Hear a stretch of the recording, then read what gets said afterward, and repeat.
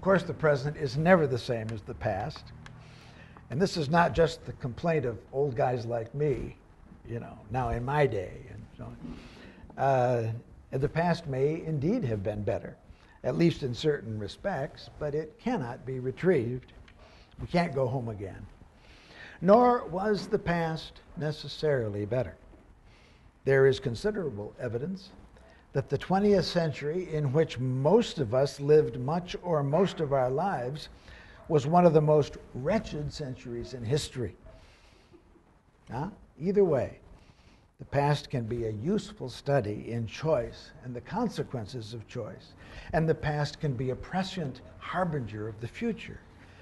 But the past remains there in the past, while we live in the here and now, whatever the realities of the here and now may be. Or do we? The first order of business, it seems to me, is to see to it that we do live in the present, that we are not in denial about the world we actually live in spite of all its ambiguity and fearsome possibilities.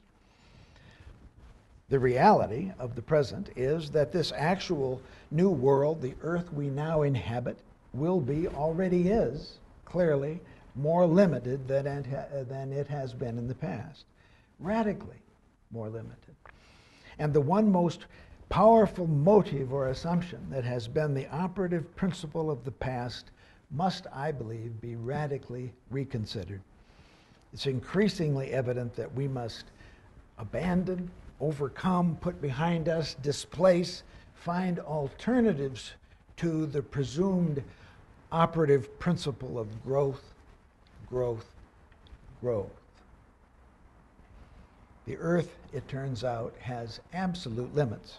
We need, according to some current scientific reports, about 1 1/4 Earths, about 25% more Earth than we have to support our present stage of global development.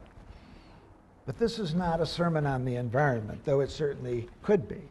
The point is that growth can no longer be the basis for our global future, and that these limits to growth confronting us may now force us to consider whether growth itself, this presumption that we have so internalized in our culture and in our psyches and in our groups, whether growth as a central motif in our lives is as necessary as we have thought or even particularly desirable at any level of social organization, including our own here in this Beverly Unitarian Church.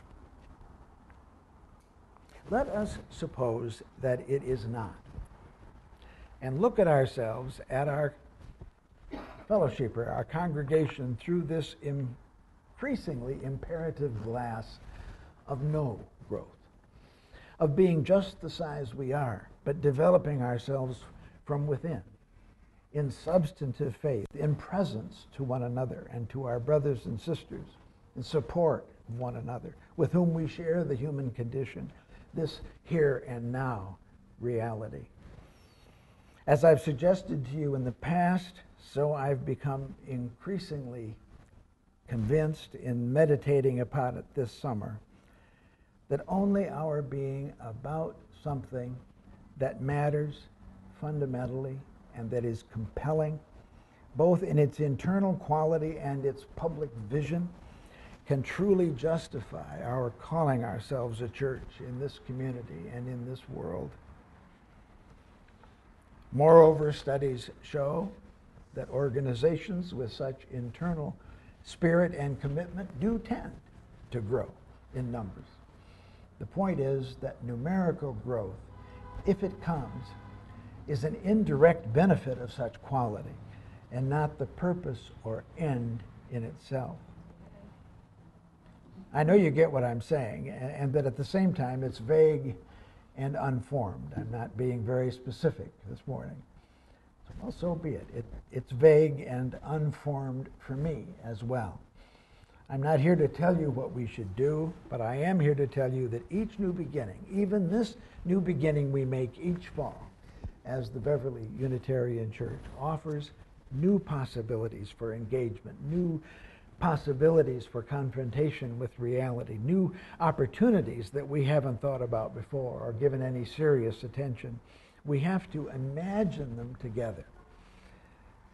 Once we get into this mode of imagining, we discover that we all have really good ideas and that they urge us forward to make those ideas concrete.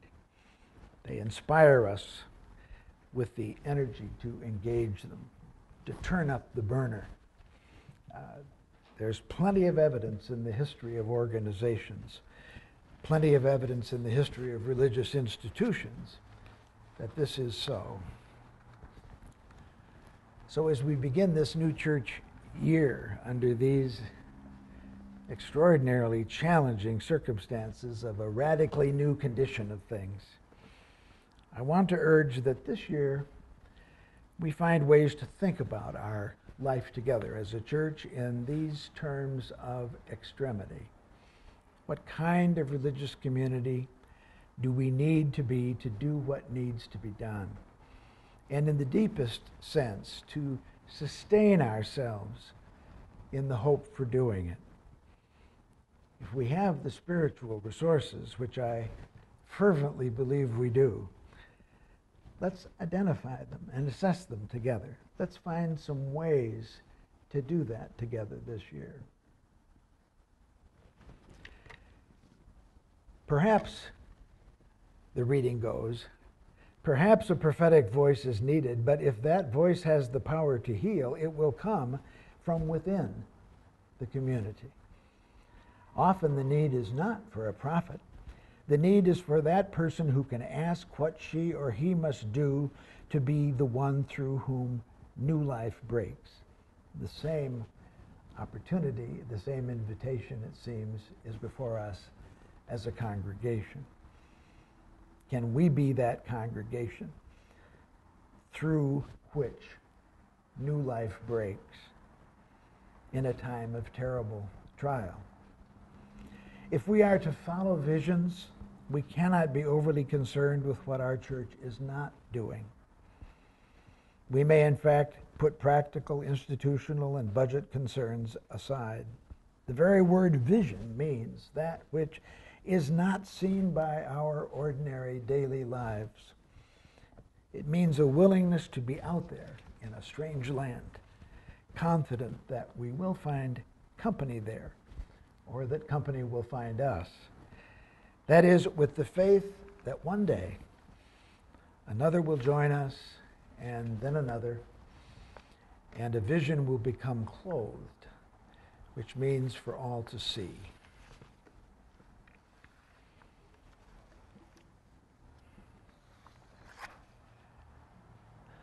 Let's join together now in some words of aspiration and some silent meditation.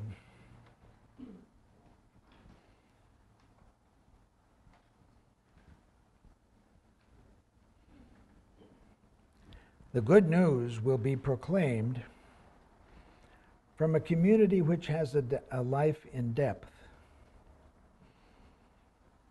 We have such deep relationships here. If we have these relationships, it means that our emotions are involved, and now in this day, involved in a way that they were not before. They are more crucial as they are more promising, more healing. In any adventure of the Spirit, there must be a willingness to fail and to let others fail. We must be willing to take risks and to encourage others to take them. If a new thing is to be tried through us, there will be no way of knowing in advance its outcome. But our job is not necessarily to be successful. It is rather to provide structures in which the unique creativity of each of us can be expressed. We do not want buried talents. Lack of creativity makes for unfulfilled lives and a dull faith. This is deep caring for people, not just those in particular who are important to us, but for all people. Because we are a church, those who touch us, those whom our lives touch, should know that the church cares. The mission we seek as a congregation is to be able to say to another person, to all the persons and groups around us, and mean it when we say it, we care for you, we love you, and we will do so in the future. The mission we seek is to get to that place as persons and as a congregation when we have a greater need to love than to be loved.